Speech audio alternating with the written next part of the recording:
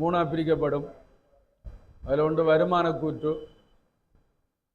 Sound வருதாமான்னு சொல்லுங்கடாப்பா. வருதாமா? நீங்கள் tension பண்ண எனக்கு படிப்பிக்க இல்லை. 3-2 கூட இருந்தேன் வகு படிப்பிக்கல.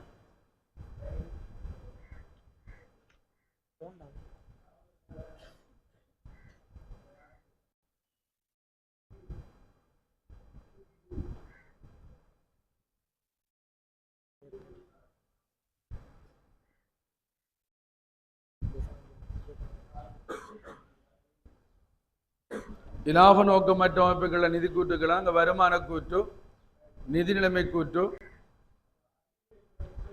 அடுத்து காசு பாஜ கூற்று. மூணாக பிரிக்கப்படும். அதில் காசு பாஜக்குள்ள உங்களுக்கு கணக்கு வராது. இந்த இலாப நோக்கமற்ற அமைப்புகள், இந்த பிரதானமான வருமானம் சந்தா. இலாப நோக்கமற்ற அமைப்போட மெயின் வருமானம் சந்தா. சந்தா 2 வகையில் மதிப்பிடப்படும். ஒன்று காசு அடிப்படை, இன்னொன்று அற்று அடிப்படை. பெற்ற சந்தாக்கள், புறவண்டிய சந்தாக்கள், முற்பண சந்தாக்களை நாங்கள் சீராக்கினோம்னு சொன்னால் அவ்வாறு சீராக்கப்படுற சந்தா நாங்கள் சொல்றது அற்று அடிப்படை.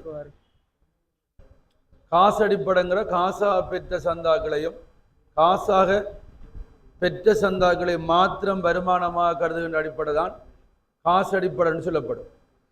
காசாக பெற்ற சந்தாவை நாங்கள் மாத்திரம் வருமானம் எடுத்தோம்டா நாங்கள் அதை காசு அடிப்படையில் சந்தா மதிப்பீடுன்னு சொல்லப்படும். ரைட். அது நீங்கள் ஒரு 5 லட்சம் ரூபாய் சந்தா பெற்றீங்கன்னா அதான் வருமானம். இதில் பெருசா கேள்வி வாரதில்லை. ஏண்டா காசு அடிப்படைன்னா பெற்ற முற்பணத்துக்கும் பதிவில்லை, வருமதிக்கும் பதிவில்லை. ஆனால் என்னத்துக்கு நான் படிக்கிறேன்னு சொன்னால் சந்தாவானது அற்று அடிப்படையில் மாத்திரமே மதிப்பிடப்படும். சந்தாவானது அற்று அடிப்படையிலே மாத்திரமே மதிப்பிடப்படும் என்று வந்தால் கூட்டு போய் காசு அடிப்படையும் இருக்கி.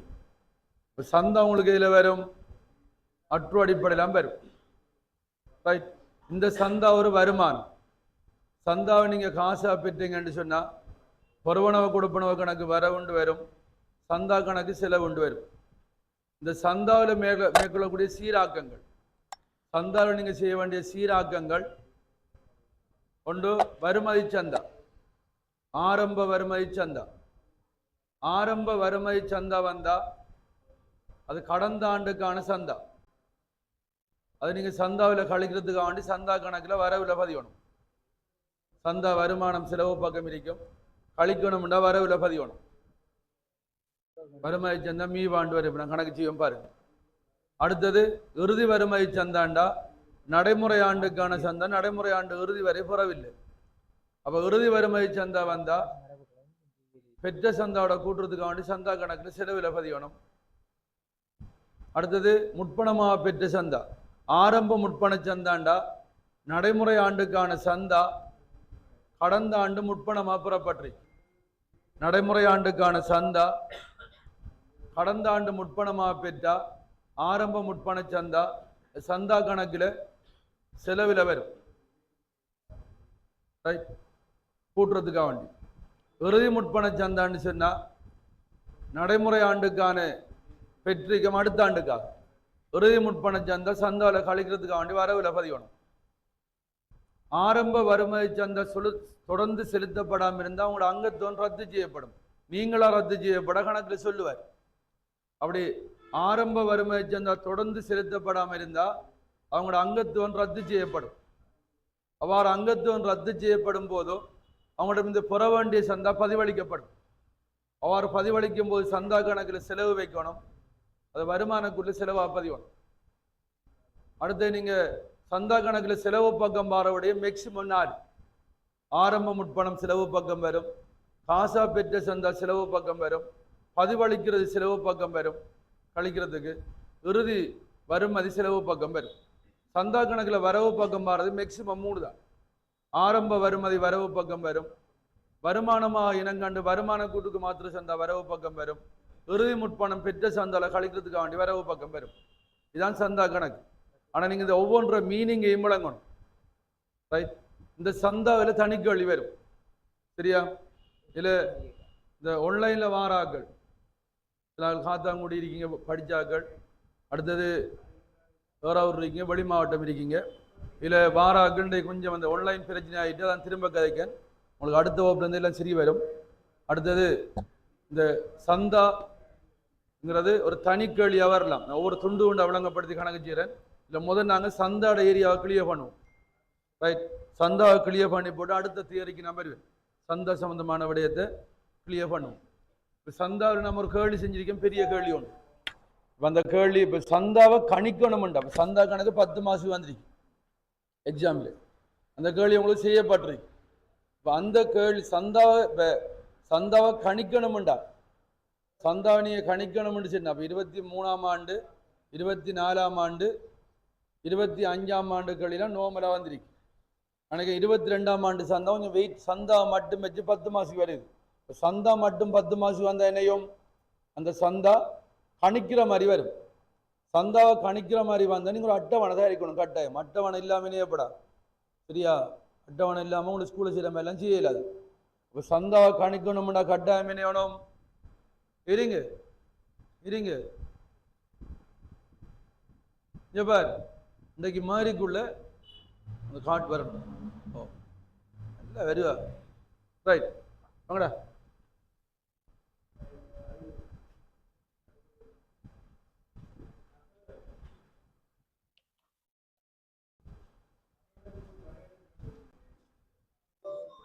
அட்டாலஜி வருது வேண்டாம் நீ அப்படி ஒன்று நச்சு.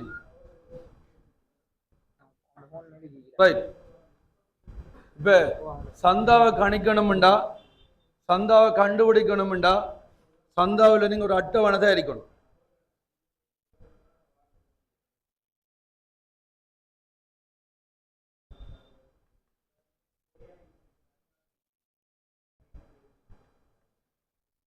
ரைட்,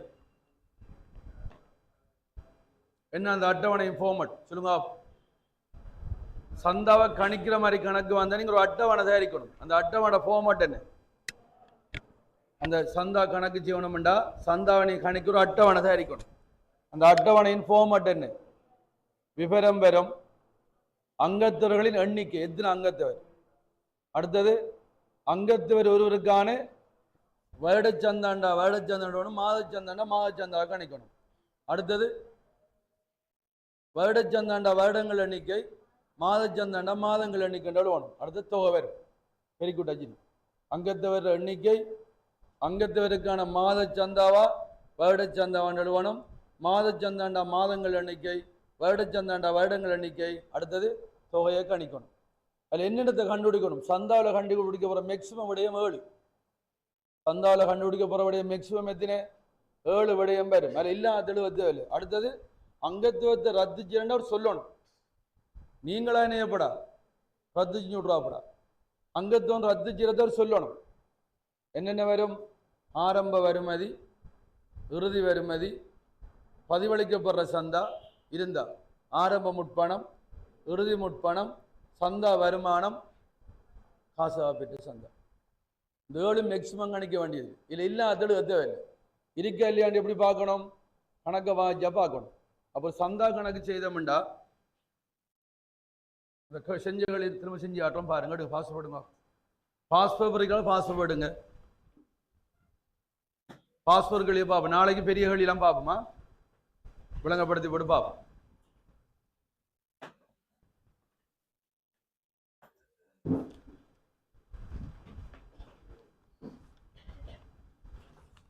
ரைட், பாஸ்போர்ட் எடுத்தீங்கன்னா எல்லாம் ஜிகா எடுத்துக்கொள்ளுங்க.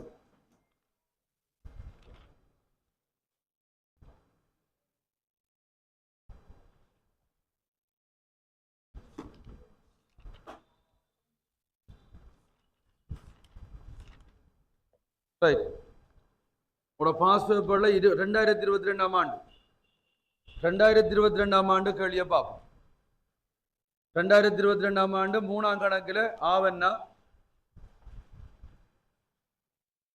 2022ஆம் ஆண்டு 3ஆம் கணக்கில் ஆவன்னா. ரைட், இதை விட உங்கள்கிட்ட இருக்கும் இல்லாதவர்களுக்கு அனுப்புறேன்னா ஆன்லைனில் இல்லைண்டா விட அனுப்புவேன்.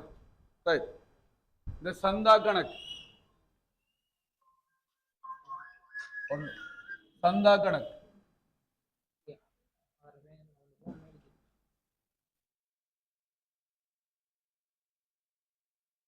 கவனிங்க, அகலம் அடிக்கணும், திரும்ப செய்யணும் இந்த கணக்கு. நீங்க இதுக்கு பிறகு போய் பார்க்காம திரும்ப செஞ்சு கொள்ளுங்க. சந்தா கணக்கு 4 வரியை விட்டு பேலன்ஸ் போட்டு அடிக்கிறேன். மேலுக்கு சந்த ஒரு வருமானம் எங்களை பக்கம் வரும், செலவு பக்கம் காசு எழுதுது, வரவு பக்கம் வருமானம் ஒன்றும் எழுதலாம், வருமான செலவு கணக்கு எழுதலாம், அது பிரச்சனை இல்லை. ரைட், இவ்வளவு எழுதிடணும். மேலுக்கு ஒரு வரி விடுறதுக்கு 6 மீதி எழுதுறதுக்கு. இதுல வார பதிவு மறந்தா ஒன்றும் செய்யலாம், அது நீங்க தெரிஞ்சது. அடுத்து என்ன ஹைலைட் ஆக போதோ இந்த சந்தாவை கணிக்கணும். கணிக்கணும்னா நினைச்ச மாதிரி எல்லாம் கணிச்சிங்கடா. என்னண்டா முக்கியம், இந்த செய்முறை எப்ப இருக்கணும், இதுல ஏதாவது இப்ப நீங்க செய்யக்கூட வழங்கும் ஏதோ ஒரு மிஸ்டேக் விடக்கூடிய வாய்ப்பு இருக்கு, ஒரு ஏதோ ஒரு பிளவிடக்கூடிய வாய்ப்பு இருக்கு. எக்ஸாம்ல 100 இதை நாங்க சரியா செய்ய முடியும், நம்பவே இல்லை. 100 தான் சரியா செய்யணும்னா நீங்க எந்த அளவு படிச்சுன்னு உங்களுக்கு தந்துருக்கீங்க. இப்ப 100 நாங்க சரியா செய்வோம்டா பிரச்சனை இல்லை, சரியானு. ஆனா ஏதோ ஒரு சின்ன ஒரு பை மிஸ்டேக் விட்டாலுமே என்ன விட பொழைச்சு போய்த்து. அதால கட்டாயம் அந்த விட பொழைச்சா இருக்கணும். இந்த நான் தார அட்டவணை மாதிரி தான் இருக்கணும் சந்தாக்கணும். எப்படியும் படிக்கப்படான்னு சொல்லிக்காங்க. இது சொல்ற எக்ஸல் ஃபார்மட்னு சொல்றேன். அதாவது நீங்க 7க்கு போற கட்டாயம் அக்கவுண்டிங் பேக்கேஜ் படிக்கணும். அக்கவுண்டிங் பேக்கேஜ் படிச்சாதான் நீங்க அதுக்கப்புறம் ஆன்லைன் எக்ஸாம்லாம் எழுதலாம். நீங்க என்ன எக்ஸாம் எழுதுனாலும் என்ன படிக்கணும், அக்கவுண்டிங் பேக்கேஜ். அதுக்கு முதல் நீங்க ஒன்று படிக்கணும், என்ன எக்ஸல் படிக்கணும். கம்ப்யூட்டர்ல எக்ஸல் சீட் கழிப்படுறீங்களா, அது நீங்க படிக்கணும் கட்டாயம்.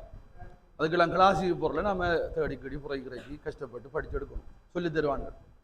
இங்கே ஏசிசிஐக்கு போனீங்கண்டா இல்லாட்டி சிஏக்கு போனீங்கண்டா இப்போ எல்லாம் ஆன்லைன் எக்ஸாம் தானே சொல்லி தருவாங்க. நாங்கள் பிடிக்கணும். அந்த எக்ஸல் தெரிஞ்சதான் பேக்கேஜ் வழங்கும். சில எக்ஸல் விளங்காம என்ன பேக்கேஜுக்கு போனால் ஒன்றும் விளங்குறது. இப்போ அது அந்த எக்ஸல் சீட் தானே கவுண்டிங். இப்போ நான் எழுத போகிறது என்ன, ஒரு சீட். இது எங்கே இருக்கும், கம்ப்யூட்டர் சீட் தான் தயாரிப்பாங்க, தயாரிச்சுட்டு அப்ளை பண்ணுவாங்க, சரியா. அதால நீங்க வேற வேற ஃபார்மேட் என்ன இல்லை. உதாரணமா நீங்க உதாரணம் பாருங்க, நாம இப்ப கடம்பட்டூர் மீதியக்கான என்ன இப்ப கடம்பட்டூர் மீதியக்கான கடம்பட்டம் கட்டுப்பாடு கணக்கு தயாரிக்கிறது. ஏன், அது கம்ப்யூட்டர் பேஸ் இல்லை. என்ன ஆரம்ப மீதியோட கடம்பிப்பனையை கூட்டி பெற்ற காசை கழிச்சு கொடுத்த கழிவை கழிச்சு காண்றீங்க, அதான் எக்ஸல் சீட்டுங்க, சரியா.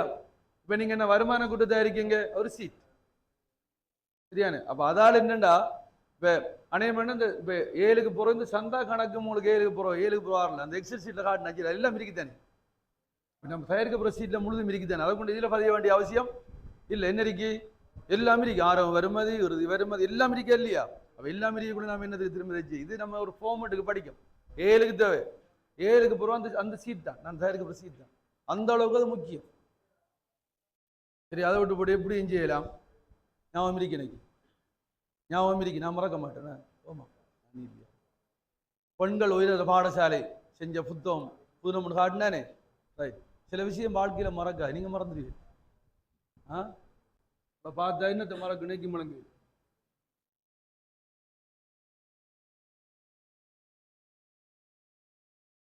அதில் இந்த ஃபார்மேட்ல நீங்க இந்த அட்டவணை எல்லா விடயமும் கூட்டு முறை தான், ரைட். இது என்ன எழுவணும், அதாவது இந்த சந்தாவை கண்டுபிடிக்கணும்னா கட்டாயம் என்ன செய்யணும், இந்த அட்டவணை தயாரிக்கணும். எப்ப இந்த அட்டவணை தயாரிக்கணும், இந்த தரவு வாய்ச்சி போட்டு வளங்கள்ல சீயக்குள்ள எங்களுக்கு நம்மளும் விரும்ப பாருங்க, அதுதான் செஞ்சு ஆட்டும். சில ஆட்டு சொன்னீங்க இந்த அட்டவணை வழங்கு இல்லைன்னு சொல்லி, ரைட். விவரம். அடுத்தது அங்கத்தவர் எண்ணிக்கை, வடிவழுவணும், நான் நோட்ட அங்கத்தவர் எண்ணிக்கை. அடுத்தது அங்கத்தவர் மாதாந்த சந்தா, அங்கத்தவர் மாதாந்த சந்தா, சரியா. ஏன் கணக்கு வாசியன் மாத சந்தான் இருக்கா வேட சந்தான் இருக்கா. அப்ப அங்கத்தவர் மாதாந்த சந்தா, மாதங்களின் எண்ணிக்கை. மாத சந்தான் அடுத்து என்ன வரும், மாதங்களின் எண்ணிக்கை தொகை என்று வரும், ரூ 3 சரியா. என்ன எழுவணும் சொல்லுங்க ஆபம். விவரம், அங்கத்தவர் எண்ணிக்கை, அங்கத்தவர் மாதாந்த சந்தான் இருந்தா மாதாந்த சந்தா, வருடாந்த சந்தான் இருந்தா வருடாந்த சந்தா, மாதங்கள் எண்ணிக்கை தொகை. இதில் என்னென்னத்தை கண்டுபிடிக்கணுமோ அவ்வளோயும் எழுவணும். அதில் கொஞ்சம் கவனமாக இருக்கணும். அப்படின்னா அந்த இறுதி வறுமை சில நேரங்களில் ஒன்றுக்கு மேற்பட்ட இறுதி வறுமை இருந்தால் கொஞ்சம் ஸ்பேஸை கூட விட்டுக்கணும். அதான் முக்கியம். கணக்கை வாசிக்க வழங்கும் உங்களுக்கு சில ஆகிற அனைவரும் அந்த கணக்கை வாசி அடுத்த பக்கம் வாசிக்க மாட்டேன். நம்ம வாசிக்க முடுறான். டிசம்பர் கணக்கா மார்ச் கணக்கா சொல்லண்டா? டிசம்பர் 1/1/2020 சொல்லுங்க. ஆண்டு மாத்திரிக்க 25 இருந்தீங்கன்னா 26 இருந்தீங்களா? 25 உங்களுக்கு வரும். வேண்டிடுங்க. ஆபம் நீங்கள் எழுத போகிற 26 ஆகஸ்ட் 26 ஆகஸ்ட் பேப்பரில் டிசம்பர் கணக்கு இருந்து என்ன வரும்? 25 வரும். மார்ச்சின் தான் 26 அந்த ஆண்டு. சரி, 25 மாத்திச்சு ஒன்று ஆண்டெல்லாம் 25 வருமதி சந்தாண்டல் வரும். அடுத்தது 31/12/2025 வருமதி சந்தாண்டுடனும். இந்த வறுமை இறுதி வருமதிக்கு ஒன்றுக்கு மேலே. அப்போ ஒன்றுக்கு மேலே இந்த எண்ணெயிலிருந்து ஒரு 5 வரியை விடணும். எத்தனை வரி? 5 வரியை விட்டு போட்டு பதிவளிப்பு இல்லை. அங்கத்துவம் ரத்து செய்யப்பட்டதான் பதிவளிப்பு. அப்படி ஒன்று இல்லை. இப்போ சந்தா கட்டாமட்டங்கிறதுக்கு வேண்டி நீங்கள் பதிவளிக்க இயலாது. என்ன வேணும் மாதிரி பதிவளிக்க சொல்லணும். 1/1/2025 முற்பண சந்த அறிக்கை, 31/12/2025 முற்பண சந்த அறிக்கை. அடுத்தது சந்தா வருமானம் இருக்கி. சந்தா வருமானத்தை கண்டுபிடிக்க வேண்டி வரும். அதுக்கு ஒரு 4 வரி. அடுத்தது பெற்ற சந்தா. பெற்ற சந்தா கட்டாயம் கண்டுபிடிக்கணும். ரைட். ஆரம்ப வருமதி இறுதி வருமதி கொஞ்சம் கூடரி கணக்கு வாய்ச்சி வழங்க ஒரு 4-5 வரியை விடுற. ஆரம்ப முற்பணம் இறுதி முற்பணம் சந்தா வருமானத்தை கண்டுபிடிக்கணும் ஒரு 4 வரி. அடுத்தது பெற்ற சந்தா கண்டுபிடிக்கணும். இவ்வளவு எழுதிடணும். சரியா? இவ்வளவுதான் மேக்சிமம். இல்லாத எழுவத்தை தவறு எழுதி ஒன்றே ஒன்றான ஆளு இல்லை. சந்தா பதிவளிப்பு. சந்தா பதிவளிப்புன்னா அங்கத்துவம் ரத்து செய்யப்படுற அப்படி ஒரு சொல்லையில் இல்லை. இல்லாட்டி என்ன தேவையில்லை, எழுத தேவையில்லை. தவறு எழுதின என்னையும் சும்மா அடக்குமே. ரைட். அவ்வளவும் இந்த அட்டவணை முக்கியம். இல்லை கணிச்சு பயஞ்சுட்டோம். சரி, கவனமாக கவனிங்க.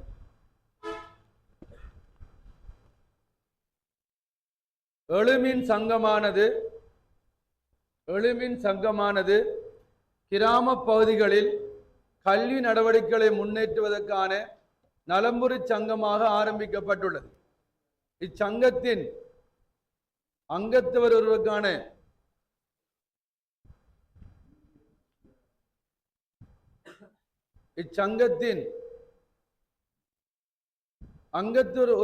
மாதாந்த சந்தா 2000. அதான் முக்கியம். மாதாந்த சந்தாண்டு வந்தா இது மாறாது. அங்கத்தின் எண்ணிக்கை மாதாந்த சந்தாண்டு படுத்த அங்கத்திற்கான மாதாந்த சந்தா மாதங்கள் எண்ணிக்கை படுத்த வருடம் வந்தா வருடாந்த சந்தா வருடங்கள் எண்ணிக்கை. அவ்வளவுதான். அந்த அட்டவணையில் ஒரு மாற்றம் வர போறல. பாடமாக்க தேவையில்லை. கண்டுபிடிக்கிற உங்களுக்கு எழுதியிருக்கு. சரியா? இதுதான் இந்த எக்ஸல் சீட் கம்ப்யூட்டர் பேஸ். வேற ஃபார்மேட் நீங்க இந்த சேம் ரேஞ்சா மார்க்ஸ் இல்லை உங்களுக்கு. விட புழைச்சா மாதாந்த சந்த 2000. பின்வரும் தகவல்கள் 31/12/2025 ஆண்ட மாத்தி சொல்றோமா தரவுகள். அதுல 1/1/2025 உள்ளவாறான சங்கத்தின் அங்கத்துவ எண்ணிக்கை 240 ஆயிருக்கு. எத்தனை அங்கத்துவ எண்ணிக்கை? 240. அங்கத்துவர்களின் சந்தா கொடுப்பனவு எண்ணிக்கை வச்சு இப்போ ஒன்றும் செய்யப்படாது. அடுத்த கவனிங்க. 1/1/2025 ஆரம்பத்தில் உள்ளவாறு 35 அங்கத்துவர்களின் சந்தாவானது 3 மாதங்களுக்கு நிலுவையாக இருந்தது. என்ன நிலுவை சந்தாண்டா? 1/1 நிலுவை சந்தாண்டா என்னடா? ஆரம்ப நிலுவைக்கு வா. ஆரம்ப நிலுவைக்கு வந்து எத்தனை பேர் சொல்லுங்க? 35 மாதம் 2000. எத்தனை மாதம்? 3 மாதம். மாதம் அடிக்க 3 பெருக்கினீங்கண்டா 35 2 70 தர 3 210. 3 சர குறைச்சாலும் வரும். என்னது? ஆரம்ப வருமதி சந்தா. ஆரம்ப வருமதி சந்தா ஒன்று அன்னைக்கு வரணும் இல்லை. ஃபுல் ஸ்டாப் வைக்க நின்றோம். சரியா? ஆரம்ப வருமாய் சந்தா சந்தா கணக்குல வரவா செலவா? ஆரம்ப வருமாய் சந்தா சந்தா கணக்குல வரவுல வரும் என்ற பெற்ற சந்தால கழிக்கிறதுக்காக வேண்டி என்ன எழுதுற? வருமதி சந்தாண்டு எழுதி மீ வாண்டும் எழுதணும். வருமதி சந்தா மீ வாண்டு எழுதணும் 210. இப்ப இறுதி வருமதி ஒன்று அன்றைக்கு அதான் இது தொடர்ந்து தொடர்ந்து பாத்தீங்கன்னா குழப்பிட்டுரும். ஆரம்ப நிலுவை சந்தா இருந்தேன்டா அது 15 வருது. இவர்களுள் சொல்லண்டா அந்த 35 இவர்களுள் 25 அங்கத்தவர்கள் சந்தா நிலுவையையும் எது அந்த 210 ரூபா நிலுவையையும் 2025ஆம் ஆண்டுக்கான முழு சந்தாவையும் நடைமுறை வருடத்தில் செலுத்தியுள்ளனர். கவனிங்க, அங்கத்தவர் செலுத்தினால் சொல்லுங்க கழகம் பெற்றுக்கொள்வோம். பெற்ற சந்தாக்கு வரணும். பெற்ற சந்தாக்கு வரணும். என்ன எழுதுற? நிலுவை சந்தா. என்ன சந்தா? நிலுவை சந்தா. நிலுவை சந்தா எதுக்கானது? கடந்த வருடம் நடைமுறை வருடம். கடந்த வருடத்துக்குரிய தாரார், நடைமுறை வருடத்துக்கும் தாரார். உங்களோட விட தந்திருப்பேன். விடத்தை வேண்டாம், திரும்பி வேண்டாம் அனுப்புறோம் பாரு. நிலுவை சந்தா எத்தனை பேரு? அதாவது நிலுவை சந்தாவை பெற்றுக்கொள்றோம். அப்ப இது நிலுவை சந்தாண்டு எழுதுற பிறகு கடந்த வருடம் நடைமுறை வருடம் சரியா? நிலுவை சந்தாண்டு மட்டும் எழுதினாலும் சரிதான், அது பிரச்சனை. சரியா? ஒவ்வொரு பெற்ற சந்தா எழுதிட்டே போகணும். 25 பேர் எத்தனை மாதம்? 2000 மாதம் 2000 தான். எத்தனை மாதம்? 15. எப்படி 15? கடந்த வருடம் 3 மாதம், இந்த வருஷம் ஃபுல்லா. கடந்த வருடம் 3 மாதம், இந்த வருஷம் முழுமையா. அப்ப எத்தனை? 15 மாதம். 25 2 50, 50 15 750. சரியா? அதுக்கான எழுதி விட்டுருவாங்க. கால்குலேட்டர் அடிக்கா புள்ள. கால்குலேட்டர் அடிச்சு அந்த மாதிரி 25 2 50 தர 15. அல்லாஹ் எல்லா பேருக்கு. அடுத்தது தொடர்ந்து வாசிங்களாடு. மீதியாக உள்ள அதுதான் மீதியாக உள்ள 10 அங்கத்தவர்கள் 2024ஆம் ஆண்டுக்கான நிலுவை சந்தாவையும் 2025ஆம் வருடத்துக்கான முழு சந்தாவையும் செலுத்தவில்லை. என்னதுக்கு பேரு? இறுதி வருமதி.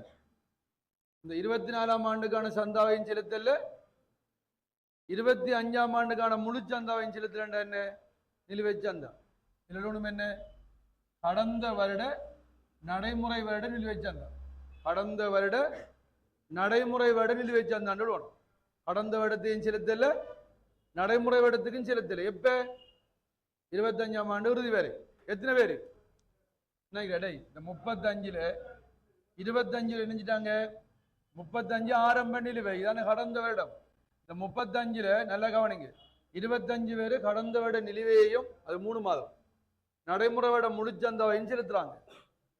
அடுத்தது 10 பேரு, மீதி 10 பேரு கடந்த வருட நிலுவையையும் நடைமுறை வருட முழுச்சந்தாவையும் செலுத்தலண்டா இறுதி வருமதி. கடந்த ஆண்டும் செலுத்தல, இந்த ஆண்டும் புள்ளா செலுத்தல. இவங்களோட அங்கத்துவம் ரத்து செஞ்சன்னு சொல்லவே இல்லை. சொல்லாட்டி அவங்க எதிர்பார்க்கும், தருவாங்கன்னு எதிர்பார்க்கும். எத்தனை பேர்?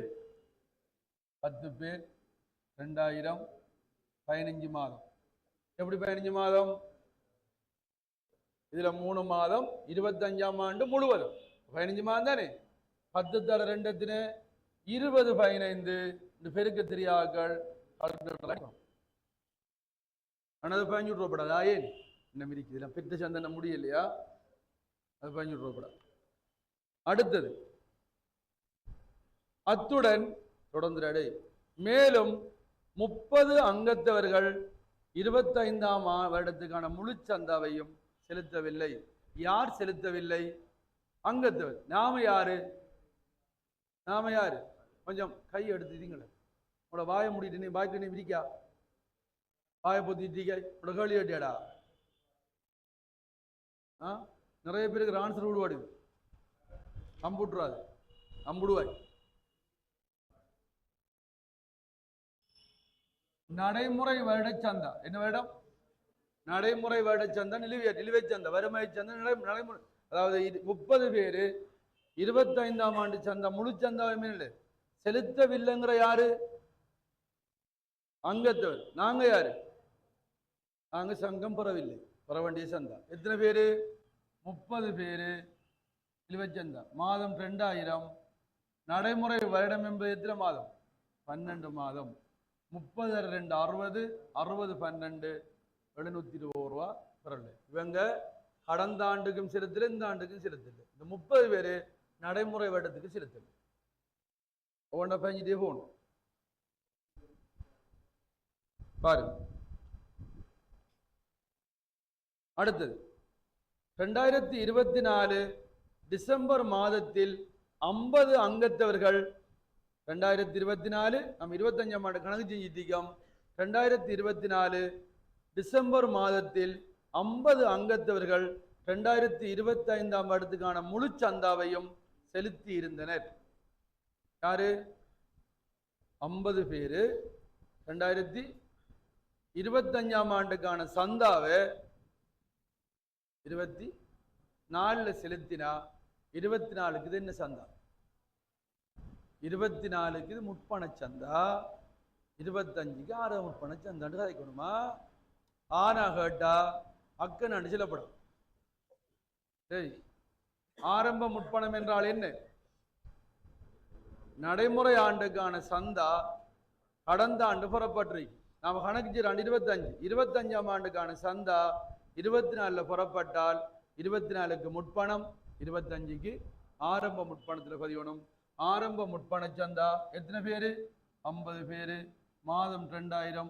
முழு சந்தாண்டா 12 மாதம். பெருக்கி நான் பெருக்குவேன் 50,000. எத்தனை பேரு? அப்ப 50 100 1000 என்ன 1200 பேரு. ஆரம்ப முற்பணம். ஆரம்ப முற்பணம் ஒன்று நன்றிக்கு. ஆரம்ப முற்பணம் சந்தா கணக்கில் பெற்ற சந்தாவோட கூட்டணும், சந்தா கணக்கில் செலவில் பதியணும். முற்பண சந்தா மீவான்னு சொல்லி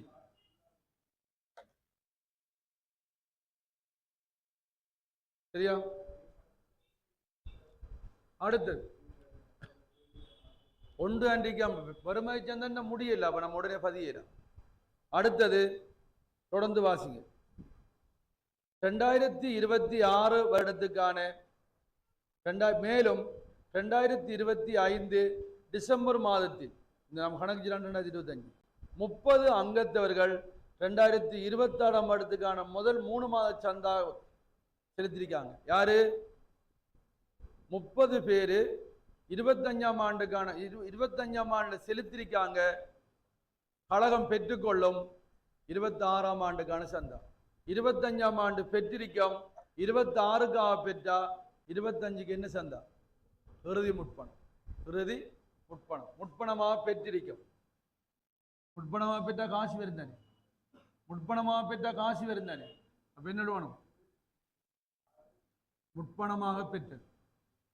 முற்பணமாக பெற்றது எத்தனை எத்தனை பேர்? 25ஆம் ஆண்டு பெற்றா 25ஆம் ஆண்டு காசு வருந்தானடா. ஆனா இந்த காசு வர மாட்டா. இது 24ஆம் ஆண்டு வந்த காசு 25க்கா.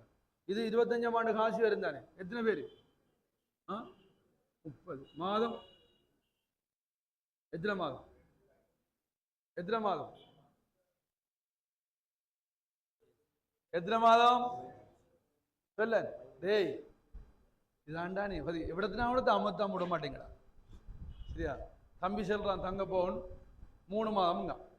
டேய் 26ஆம் ஆண்டு 3 மாதம் தாராண்டா, 25ஆம் ஆண்டு சேர்த்தாண்டா தருவான். அல்லாவின் படைப்புடா தம்பி.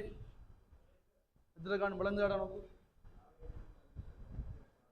டேய் உனக்கு நீ விளங்காடா இல்லைண்டா. இப்ப நம்ம சரி 3 மாதம் போடுவோமா 15 மாதம் போடுவோமா? அவங்களோட கருத்துக்கள் மதிக்கப்படாது. சொல்லு. எப்படி 15? பாருங்களா, எவ்வளத்தினாவிடத்தை சிலிப்பாயிருவீங்க. சரிந்தானே? எவ்வளத்தினாவிடத்தை சிலிப்பாயிருவீங்க. கதை கந்தல் ஒரு இடத்தை சிலிப்பானா தொடர் கதையில போகும். சந்தா கணக்கு பேலன்ஸ் ஆகாது. சரிதானே? என்ன செய்யணும் சொல்லுங்க பாப்போம். டேய் அடுத்த ஆண்டுக்கு தாராண்ட இந்த ஆண்டு சேர்த்தாடா தருவான். அப்ப எப்படி? 26ஆம் ஆண்டு 3 மாதம். 25ஆம் ஆண்டு சேர்த்தனை தருவான். அப்ப எத்தனை மாதம் வரும்? 15 மாதம். 32 60 60 15 900 காசு வந்திருக்கு. இது அதாவது நீங்க எப்பயும் தான் இறுதி முற்பணம் வந்தேன்டா. இந்த ஆண்டுக்கும் 26ஆம் ஆண்டு 3 மாதத்துக்கும் அப்ப 15 மாதம் வரும். நீங்க 3 மாதத்தை போடினா இந்த மாதம் தரலையா அவன் யோசிச்சு அப்ப நல்லா வருதா? அடுத்த இறுதி முற்பணம் இன்ஜினியர் அவாபம் 30 2000 இதுக்குள்ள எவ்வளவு முற்பணம் எத்தனை மாதம் இருக்கு? 3 மாதம் தான் முற்பணம் இருக்கு. சரியா சரியா பெருக்கினா எல்லாடி 180 இறுதி முற்பணம். இறுதி முற்பணம் சந்தா கணக்கில் பெற்ற சந்தால கழிக்கணும். அடுத்த ஆண்டுக்காக பெற்ற சந்தா கணக்கில் வரவு 180 முற்பண சந்தா. சரியா இங்க இருந்து இங்க செல்றதுல இறுதி முற்பணத்துக்கு என்ன சொல்? மீசேண்டு வரும். மீசேண்டு வரவு பேலன்ஸ் ஆக மீவாண்டு செலவு பொறுப்பெழுத தேவை. சரியா அடுத்தது பாருங்க. ஏனைய அங்கத்தவர்கள் நடைமுறை வருடத்துக்கான சந்தாவை முறையாக செலுத்தி இருந்தனர். இது ஏனைய அங்கத்தவர், இதான் முக்கியம். ஏனைய அங்கத்தவர்கள் கண்டுபிடிக்கணும். ஏனைய அங்கத்தவர்கள் நடைமுறை வருடத்துக்கான சந்தாவை முறையாக செலுத்தினர். யாரு? ஏனைய அங்கத்தவர்கள். பெற்ற சந்தா முறையாக செலுத்தினா சொல்லுங்க கழகம் பெற்றுக்கொள்ளும். ஏனைய அங்கத்தவர்கள் சந்தாவை முறையாக செலுத்துறாங்க.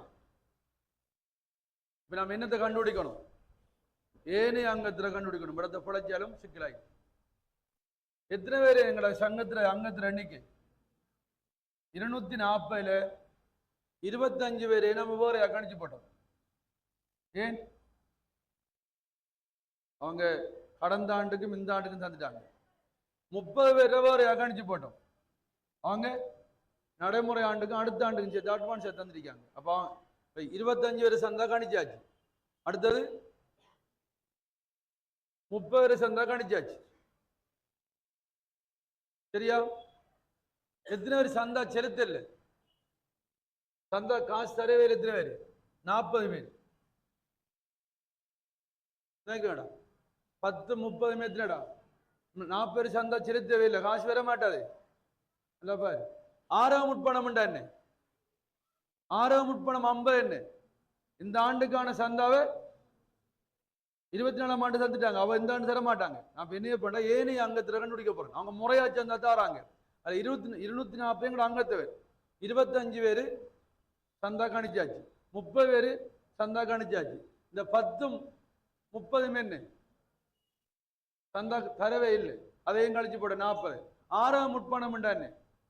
25ஆம் ஆண்டு சந்தாவை 24ல தந்துட்டாங்க. அப்ப 24ல 25 தர மாட்டாங்க. எத்தனை பேர்? 50 பேர். முடிங்க ஏனைய அங்கத்தவர் 240 இருந்து 25 களி 30 களி 40 களி 50 களி எத்தனை பேரு சொல்லுங்க? இவங்க ஏனைய அங்கத்தாக்கள். உங்களுக்கு விளங்கிட்டா? 25 ஏன் கழிச்சேன்? அவங்களோட பெற்ற சந்தா கணிச்சாச்சு. 30 ஏன் கழிச்சேன்? அவங்களோட சந்தா கணிச்சாச்சு இந்த ஆண்டுக்கு அடுத்த ஆண்டுக்கு. 40 ஏன் கழிச்சேன்? அரியஸ் காசு தரவே இல்லை. 10 30. சரியா? 50 ஏன் கழிச்சேன்? அவங்க கடந்த ஆண்டு தந்துட்டாங்க இந்த ஆண்டு சந்தாவை. அவ இந்த தர மாட்டாங்க. அப்ப 95 பேர் ஏனைய அங்கத்து. விளங்கிட்டாடா? அப்ப ஏனைய அங்கத்துல என்ன செய்யறாங்களாம்? முறையாக சந்தா செலுத்துறாங்களாம். அப்ப 95 மாதம் 2000 நடைமுறை வட சந்தாண்டா 12 பெருக்கணும். பெருக்குங்க. 95 2 தர 12 சொல்லுங்க. 2200 2280 ரூபாய் சந்தா புறப்பட்டிருக்கு. சரியா? ரைட்.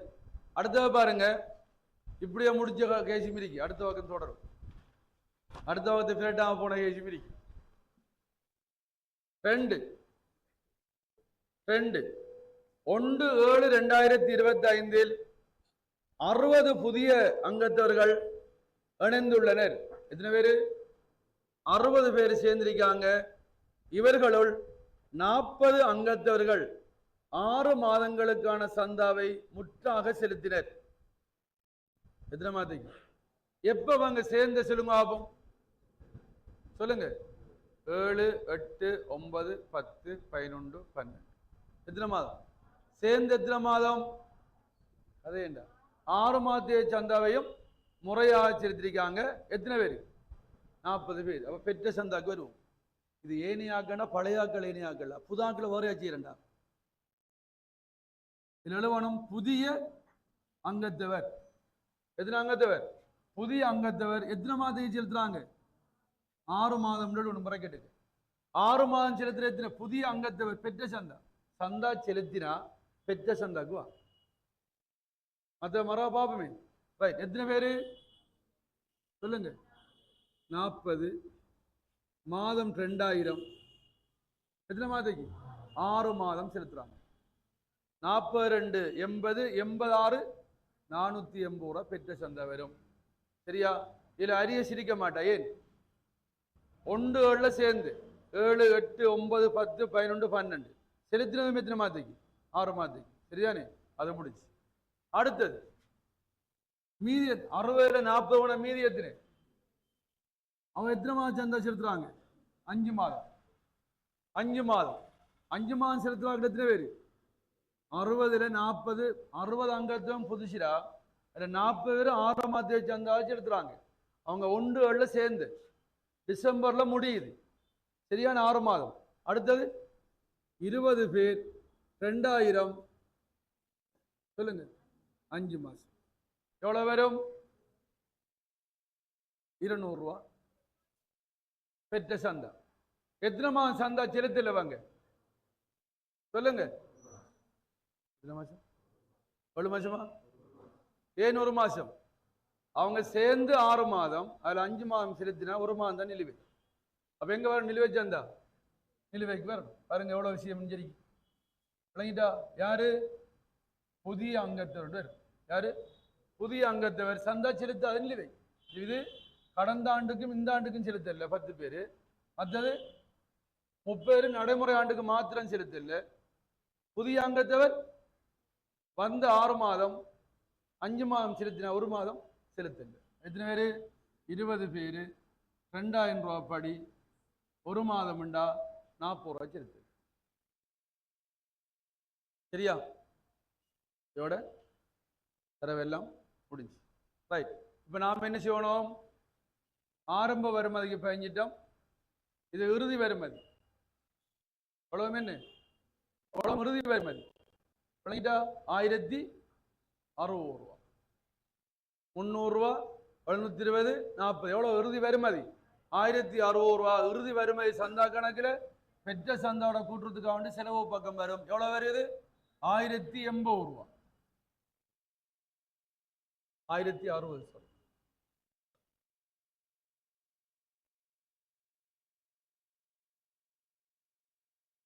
வருமதி சந்தா மீ இறுதிக்கெல்லாம் மீச என்ற சொல்பா வைக்கணும். ஏண்டா கூட்டுறதுக்கு ஆச்சலவு சொத்துங்கிறதுக்கு மீ வாண்டு வரும். சரியா? வருமதி சந்தா மீசை. அடுத்தது ஆரம்ப முற்பணத்துக்கு பயஞ்சி ஓட்டம், இறுதி முற்பணத்துக்கு பயஞ்சிட்டோம்.